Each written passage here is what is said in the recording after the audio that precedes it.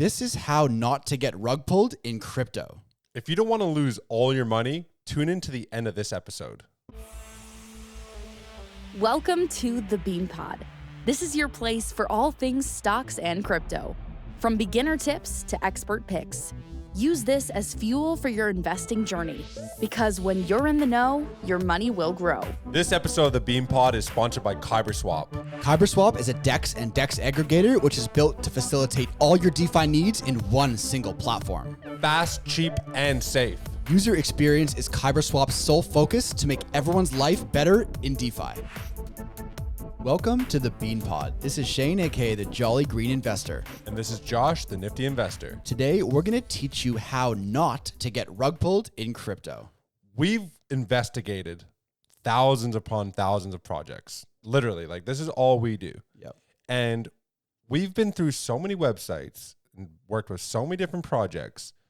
We are able to identify which projects are going to rug you and which ones aren't. So we have a list of things that you can do as a watcher or a listener or an investor in crypto. And let's be real, everyone gets rug pulled every now and then. When you're new to crypto, even when we were new to crypto, back in the shitcoin days, you throw a couple of bucks into a project. Sure enough, it's a rug, but you learn from those experiences. And, we do this every day, as you said. So we've now not only have been able to draw on our research experience, but our firsthand experience of getting rug pulled, seeing rug pulls. So we get some really valuable information that we're going to share today. And if you like this, make sure to like and subscribe. Absolutely. Look, this is crypto. I mean, fuck. Even the top 10 project, Luna got, I don't want to say got rug pulled, but that went from $100 and something down to zero. So it happens to the best of projects and to the best of investors. There was a lot of big companies who had money tied up in Terra and into their stablecoin. So there's a small cap projects that can rug you, but there's also some bigger ones that can occur. And you almost have to appreciate these times now, because once regulation hits, you're never going to have these again. And these will be times where you can look back and be like, man, remember back in, the early 2020s when you could do this and do that? You're like, oh yeah, that was crazy. I lost $10,000 on that project. For sure. All right, well, now let's talk about some of the things we've learned from either Luna going to zero or, a shitcoin going to zero, that the listeners can see, wow, okay, well, if I know this, I don't want to get rug going forward, right? Absolutely. So what's one of the first things you would do? You've just heard of a new project. We just told you about the next greatest crypto project in the world. First thing I would do, go to the website. Yeah. Right? It's super easy. Takes 5 minutes. Go to the website. Check for team members. Right. Are the team members docs, which means are there pictures of the team, not some stupid NFT profile picture with, Ricky. No, I want first name, last name, and a button that clinks to their LinkedIn profile. Yeah. So I know who this person is. I can see their background. I can see their Twitter page. I can see if they're real. For me, that's the first thing I'm doing. And most of these people building these projects are former professionals in some sort of tech world. So usually people in a corporate world or working in tech should have a LinkedIn profile, and they should have a list of experience in other places that they've worked in the past. Yeah. You don't want to see a guy just maybe left McDonald's and is now all of a sudden running some crazy crypto project. Yeah, so 100%. So first thing I would do, so now that I'm still on the website, I've checked for the team members. Just go around the website, look for spelling mistakes, signs of, broken buttons that don't work. Yeah. It's just the website. It's super easy. You can do it from your phone. You can do it from your computer. Does the website look like it was made in 5 minutes? That's a red flag. And then also check, because we're in the tech world, like Bitcoin and all these crypto projects are considered technology with blockchain, hash graph, etc. Is it viewable on a mobile as well? Because you get a lot of these websites and they might look great on your computer, but if it doesn't work on your mobile as well, to me, that's also a red flag. And when we're talking about there's 20,000 different projects to invest in, and it can't tick all these boxes, don't worry, there's another project out there. Exactly. And typically they'll put together these patchwork websites because they know they're only in it for 4 hours before they pull the rug. 100%. So they go at Fiverr.com, they get someone to make the website for $100, and boom, it's full of spelling mistakes. They didn't proofread it, all that kind of stuff. Or they're probably, they might be not English speaking language anyway. So, all right, you've been on the website, check the team, check the spelling, check the buttons. What are you doing next? I think I'm going to jump into maybe another thing you can do really quickly. I would go on to their socials. Yep. I would check out their Twitter, maybe their Instagram. Twitter's usually one of the better places. Seems to be, it doesn't seem like a lot of these projects are using Instagram necessarily right now. They're not using TikTok. They're primarily on Twitter. So if I'm on there, I want to see how many followers do they have. And even if they have a shit ton of followers, let's say they have 200,000 followers, I want to see if the engagement is organic or not.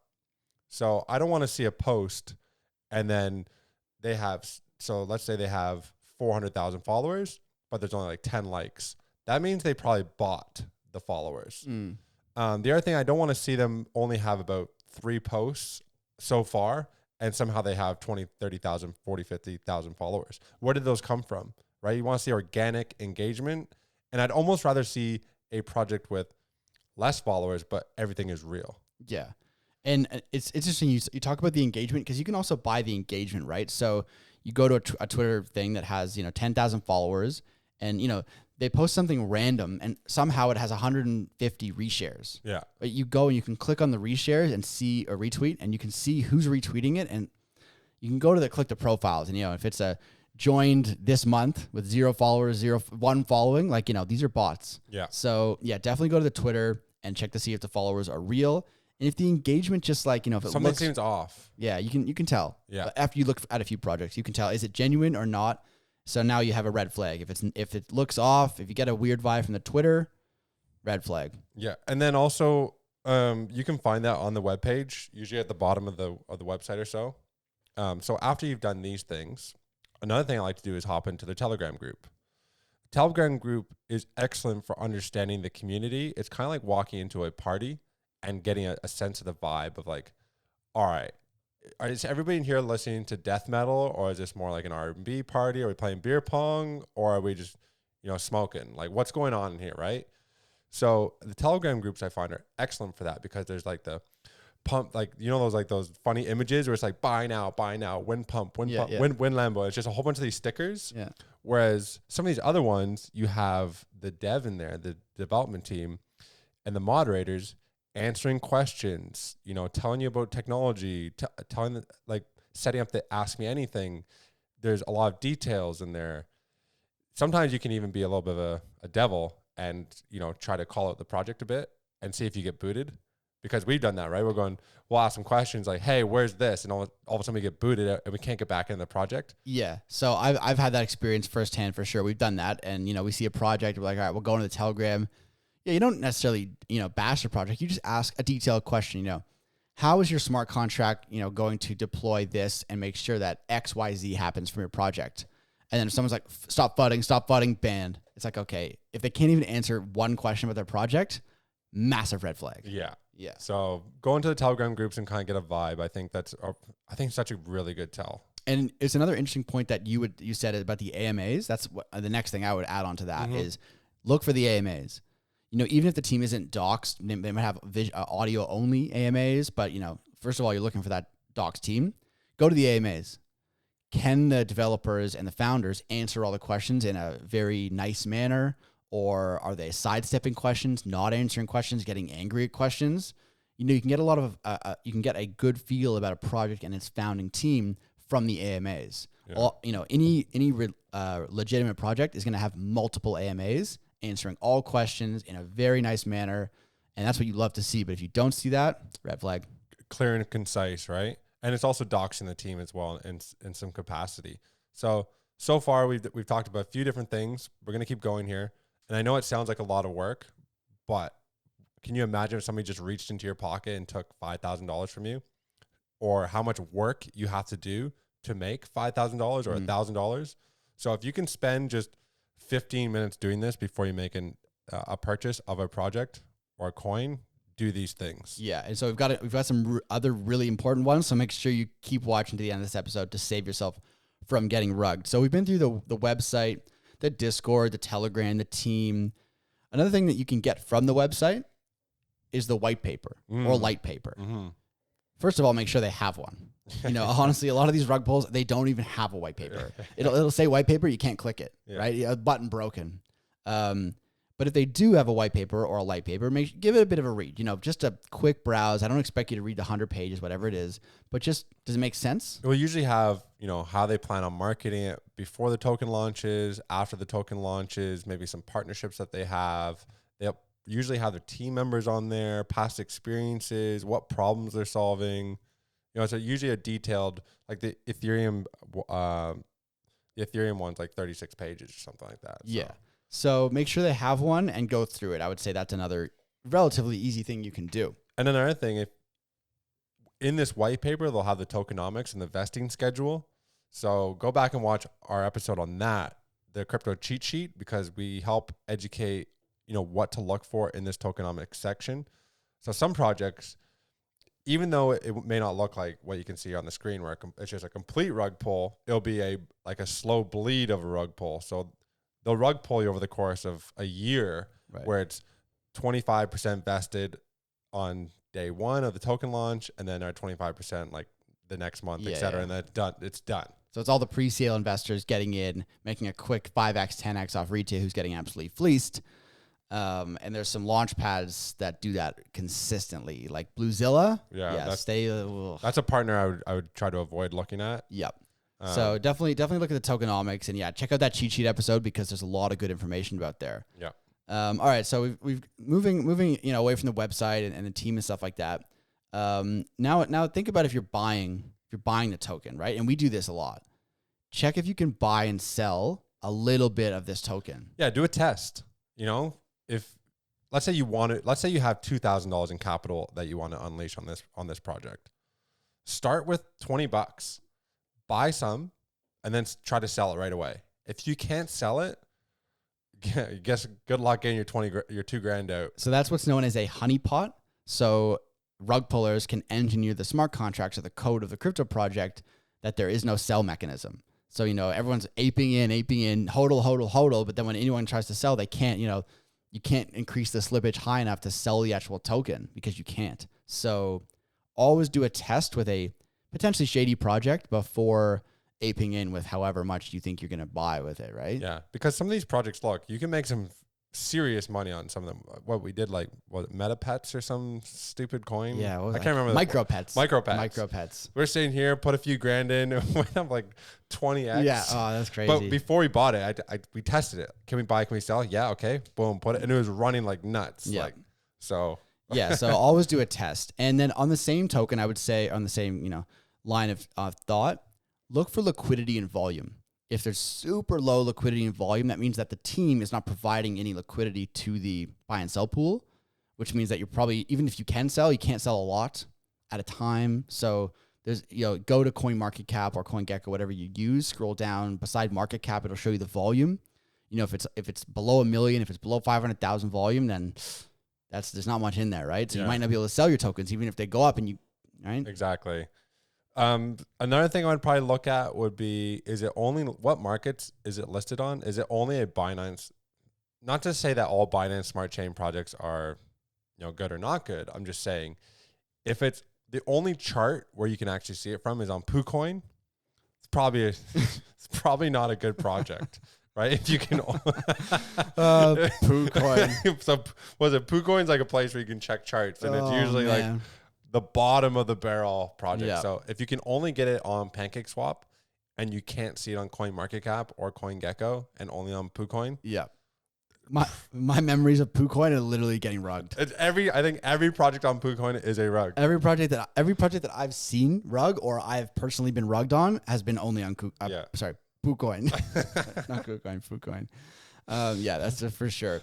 One way of checking a lot of this stuff, this is all going to take time. One way of if you're too lazy to do all this stuff, you can check if it's been audited by CertiK. So that's a good thing. CertiK is the number one approved service that legitimate crypto projects use they vet the projects. They go through the white paper. They go through the tokenomics. They go through everything. Security. Everything. Yeah.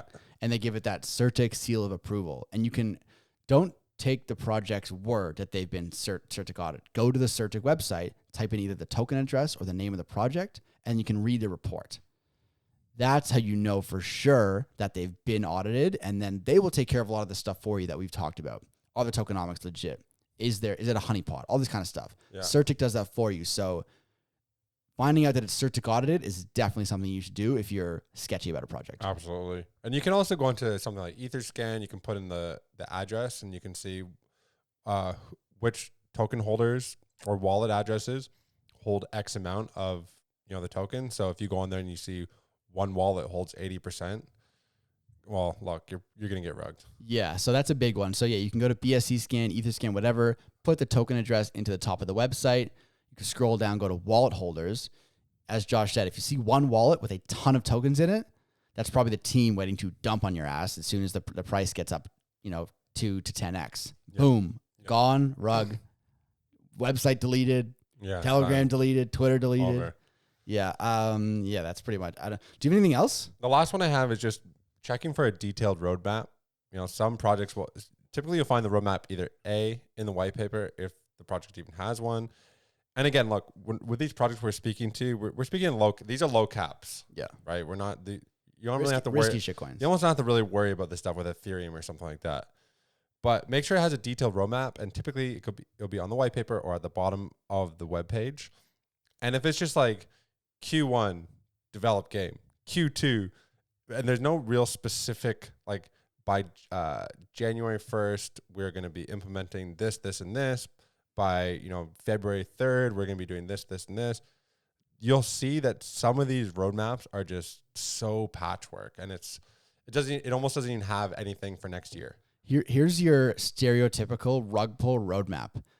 Q1 launch token, step 1. It doesn't say Q. It says step 1 launch token. Step 2, billboard on in New York, Madison Times Square billboard. Step 3, giveaway Lambo. Yeah. Step 3, Lambo. Step 4, celebrity boxing endorsement. Step 5, moon. Yeah. That's the roadmap. And I remember seeing that. Like, it's just a joke. So if you see anything like that, like, man, you're gambling. And not even gambling, you're losing your money. Oh, man. In saying that, with the beanpod's going to be sponsoring a Times Square billboard soon, and then Lambo. Look, I mean, these low cap gems are an excellent way to make some serious gains in crypto. Like we said, with that micro patch thing that we did where we got like 20x on it. Yeah. It was a shit coin. I don't even know if it exists anymore, but I think I saw it still around. But probably, yeah. You can make good money. I saw their billboard at Times Square. You can make good money on these low caps, so that's why it's important to do 15 to 20 minutes of work. This is what we do before we invest in some of these really shitty projects or low cap projects, because we know the gains that can be had. But just take these 10 steps, apply. It takes 15 to 20 minutes. Yeah, and look, if you're watching this episode, if you have any hilarious or terrible experiences about getting rugged, let us know in the comments, or if there's anything we missed that you need to look for to prevent from getting rugged, also comment that too. We'd appreciate that. Or some low cap gems, because we always love it. Yeah, we love low cap gems. And make sure you guys tune to the next episode. Ooh, that one's gonna be a banger.